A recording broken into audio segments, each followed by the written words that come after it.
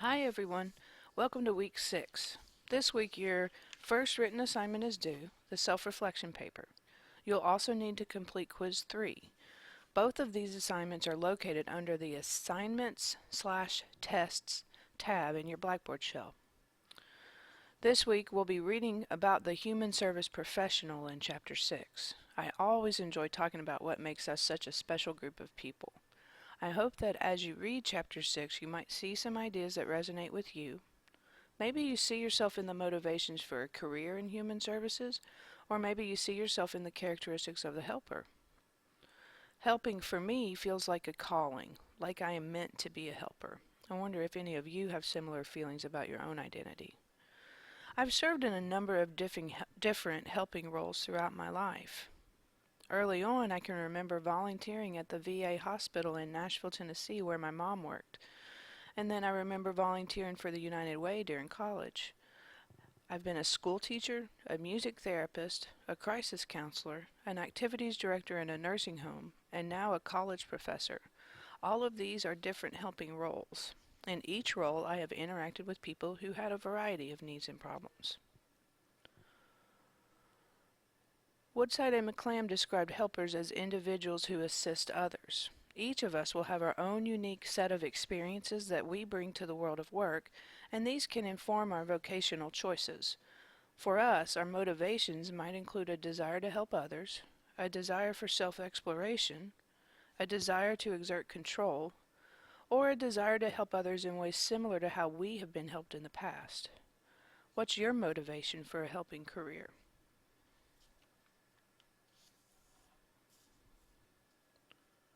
Our values define the ways in which we see the world and the ways in which we make choices and behave. Values are culturally driven for us, and this is an important consideration for those of us, especially who work in culturally diverse areas like Seattle. It is important, actually very important, for you to understand and acknowledge your own value system.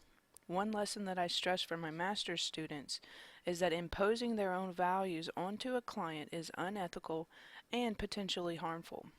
For example, let's imagine that a young female counselor is working in a homeless shelter for runaway teens.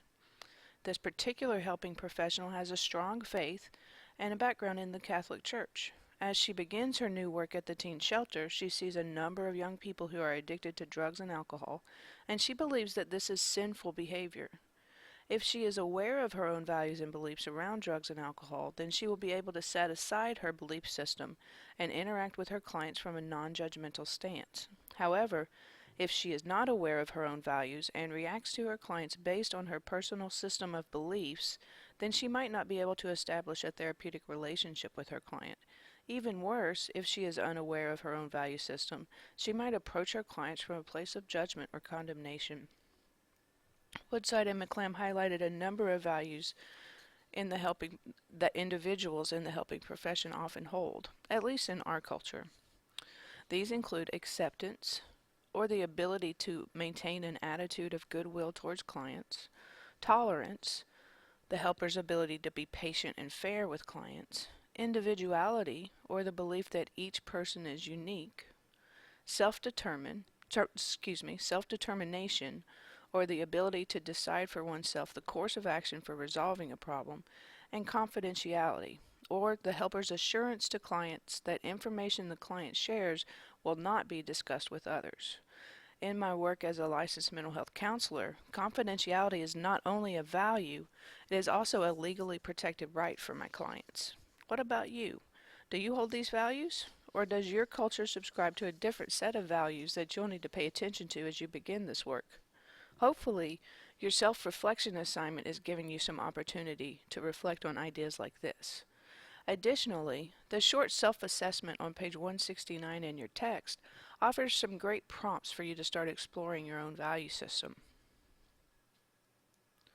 Helpers are self-aware, effective communicators, empathic, committed to their work, and flexible. Does this sound like you?